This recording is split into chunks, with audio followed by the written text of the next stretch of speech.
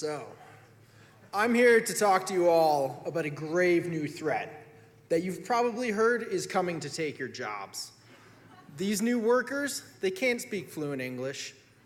They'll work for next to nothing, and they'll do any work you give them, no matter how menial. You've probably heard that they're going to take our jobs by the millions and upend our economy, and no wall can keep these invaders out. These invading workers are, of course, robots. The media's been obsessed lately with predicting how robots are going to take all our jobs and how no job is safe.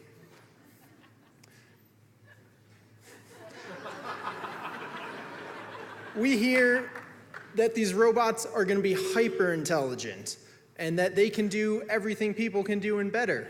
They can cook our meals, they can practice the law, they can tell cats from dogs.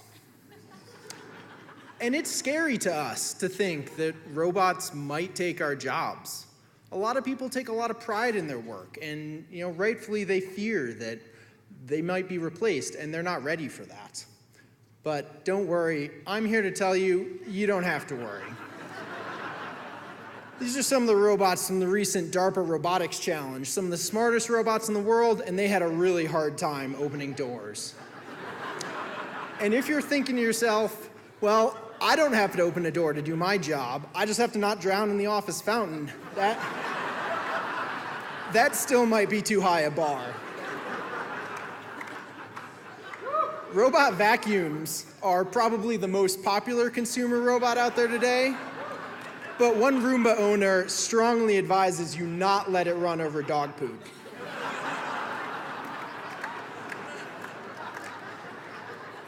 And even disembodied AI isn't doing quite as hot as you may have heard. Some researchers recently showed how to subtly modify a stop sign to make a neural network see a 45-mile-an-hour speed limit sign. So, if robots really aren't going to take our jobs tomorrow, and they're so clumsy and they're so easily confused, what are they good for? I've got 3 words to illuminate some of the things they might help us with. Dull, dirty, and dangerous. These are some of the tasks robots really excel at. These are things that it's really hard to find human workers to do, or it's just plain unsafe to put them in these jobs. Luckily, robots are pretty good at them.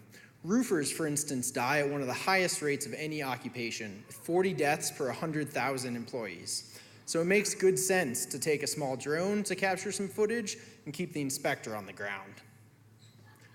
And little work is quite as dirty as farming, and the USDA estimates that there are 22,000 unfilled ag jobs in the US.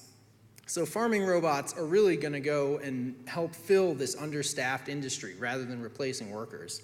And I can't really think of a job quite as boring as long-haul trucking, which might be why there are 30,000 vacant trucking positions in the US. So self-driving trucks will really help alleviate this driver shortage and make the roads safer for all of us.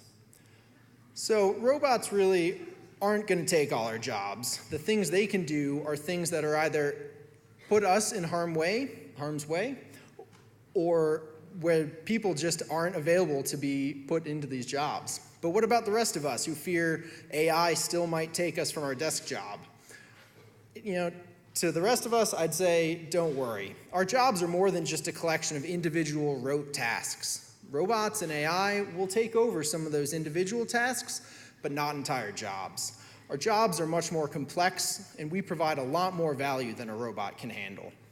For instance, in 1969, when the first ATM was introduced, there were half the number of bank tellers as there are today. Bank tellers today do much more than just counter cash, just as people will continue to provide differentiated value as robots take over our more mundane tasks.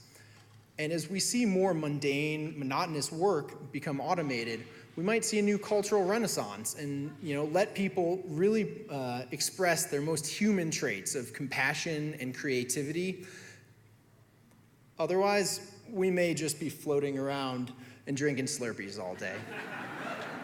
Thanks.